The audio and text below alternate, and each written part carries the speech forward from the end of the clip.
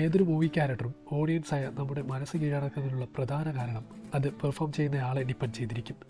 മാസ്സായിട്ടും ക്ലാസ്സായിട്ടും ഒത്തിരി ക്യാരക്ടേഴ്സ് മലയാള സിനിമയ്ക്ക് ലഭിച്ചിട്ടുണ്ട്. അത്തരത്തിൽ തൻ്റെ അഭിനയ മികവ് കൊണ്ട് മലയാളിയെ ഞെട്ടിക്കുന്ന നടനാണ് മമ്മൂട്ടി, നമ്മുടെ സ്വന്തം മമ്മൂക്ക.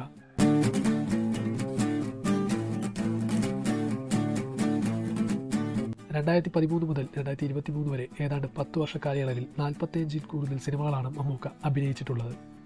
അവയിൽ ഒത്തിരി ഫ്ലോപ്പ് സിനിമകളുണ്ട്. അവയെക്കുറിച്ചാണ് നമ്മുടെ ഇന്നത്തെ വീഡിയോ.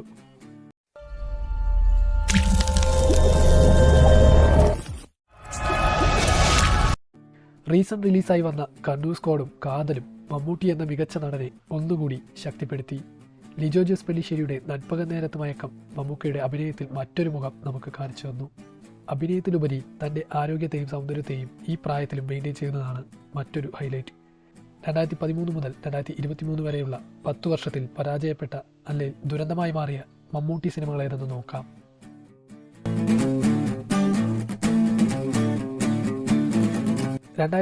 ൽ ഏതാണ്ട് 3 ചിത്രങ്ങളാണ് മമ്മൂക്കയുടെ ഫ്ലോപ്പായിട്ടുള്ളത്, അല്ലെങ്കിൽ ദുരന്തമായെന്ന് പറയാം. കടൽ കടന്നൊരു മാത്തുക്കുട്ടി, കുഞ്ഞനന്തൻ്റെ കഥ, സൈലൻസ്, ഈ 3 സിനിമകളും പരാജയ ചിത്രങ്ങളായിരുന്നു. 2014 നോക്കുകയാണെങ്കിൽ 2 സിനിമകൾ, ബാല്യകാല സഖി, പ്രൈസ് ദി ലോർഡ്. 2015 മമ്മൂക്കയുടേതായി 2 ചിത്രങ്ങൾ പരാജയപ്പെട്ടു, അച്ചാദിൻ, ഉട്ടോപ്പിയയിലെ രാജാവ്. 2016 ഒരു ചിത്രം മാത്രം പരാജയപ്പെട്ടുള്ളൂ, പുതിയ നിയമം. 2017 ഒരു സിനിമ മാത്രം പരാജയപ്പെട്ടുള്ളൂ, പുള്ളിക്കാരൻ സ്റ്റാറ എന്ന സിനിമയാണ്. 2018 ഏതാണ്ട് 6 സിനിമകൾ പരാജയപ്പെട്ടിട്ടുണ്ട്, സ്ട്രീറ്റ് ലൈറ്റ്സ്, പരോൾ, അങ്കിൾ, കുട്ടനാടൻ ബ്ലോഗ്, പേരൻപ്, യാത്ര. 2021 വരുമ്പോൾ ഒരു സിനിമ മാത്രം പരാജയപ്പെട്ടുള്ളൂ, വൺ എന്ന് പറയുന്ന സിനിമയാണ്. 2023 ഏതാണ്ട് 2 സിനിമകൾ പരാജയപ്പെട്ടു, ഏജന്റ് ക്രിസ്റ്റഫർ. ഏതാണ്ട് ഇക്കഴിഞ്ഞ 10 വർഷത്തിനുള്ളിൽ 18 സിനിമകളാണ് മമ്മൂക്കയുടേതായി പരാജയപ്പെട്ടിട്ടുള്ളത്. പ്രധാനമായും തിയേറ്ററിൽ വന്ന് പരാജയപ്പെട്ട മമ്മൂട്ടി സിനിമകളെക്കുറിച്ചാണ് ഈ വീഡിയോയിൽ പരാമർശിച്ചിരിക്കുന്നത്.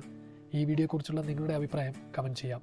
മമ്മൂക്ക 2024 നമ്മെ ഞെട്ടിക്കുമെന്നതിൽ യാതൊരു സംശയവുമില്ല. അടുത്തതായി വരാൻ പോകുന്ന ഭ്രമയുഗവും ബസൂക്കയും മമ്മൂക്കയുടെ കരിയറിലെ ബെസ്റ്റ് സിനിമകളാവുമെന്ന് പ്രതീക്ഷിക്കാം.